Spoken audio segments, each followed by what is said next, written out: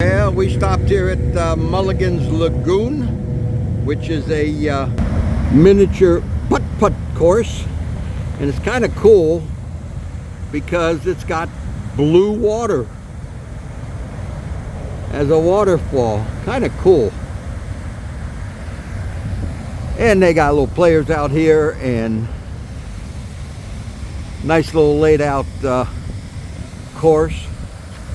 But what is really cool here, everybody, at Mulligan's Lagoon is, look what we found. The yellowbird with, guess what, everybody? A real yellowbird behind it. Check it out.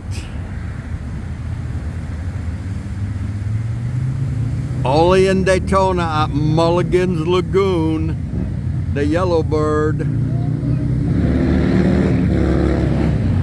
Come join us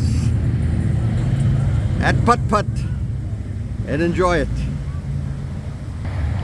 Mulligan's Lagoon. Come fly with us, everybody.